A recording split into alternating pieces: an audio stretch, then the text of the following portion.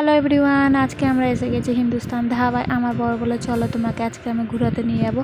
আমরা না তেমন কোথাও ঘুরতে যাই না, খুব কমই যাই, যখনই একটু টাইম পাই তখনই যাই। আজকে না বাজার একটু খারাপ ছিল বলে আজকে দোকানে না একটা খদ্দের আসছে না, তো চলো আমরা দুজনে একসাথে ঘুরে আসি। তাই বললাম চলো, তুমি যখন বলছো কেন যাবো না, অবশ্যই যাবো। দিয়ে আমরা বেরিয়ে পড়েছিলাম, তাই জন্য আজকে হিন্দুস্তান ধাবায়। আমি বিয়ের আগেও তেমন কোথাও আসিনি। আমার বর বলে দেখো আমি তোমায় না বেশি ঘোরাতে নিয়ে যেতে পারবো না বা বেশি কিছু দিতে পারবো না, হ্যাঁ আমার যতটুকু সামর্থ্য আমি অতটুকু তোমায় দেওয়ার চেষ্টা করব, তোমাকে টাইম দেওয়ার পুরো আমি চেষ্টা করব। হ্যাঁ এটাই তো চাই আমার বোন না। আমি যখন যেটা বলি যে হ্যাঁ আমি এই জিনিসটা করব, আমাকে ফুল সাপোর্ট করে, কোনো দিন এটা বলে না যে না তোমায় করতে হবে না বা কিছু।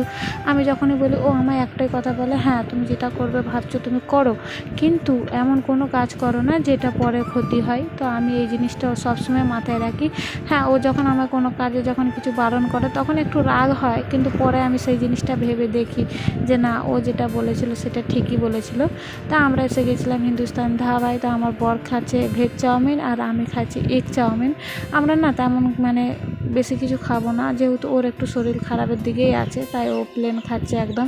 তা আমি না আমার ডিমের নিয়েছিলাম, আমি বললাম আমি ডিমেরটাই খাই। দিয়ে আমরা দুজনে খেয়ে একটু বাইরে বেরিয়েছি। আর দারুণ ভিউ আছে জানো, বিয়ের আগে না মা ঘোরাতে কোথাও নিয়ে যেত না, আর বিয়ের পর আমার বর যখনই সময় পায় আমায় ঘোরাতে নিয়ে যায়। আমার তো দারুণ লেগেছে এই হিন্দুস্তান ধাবাতে।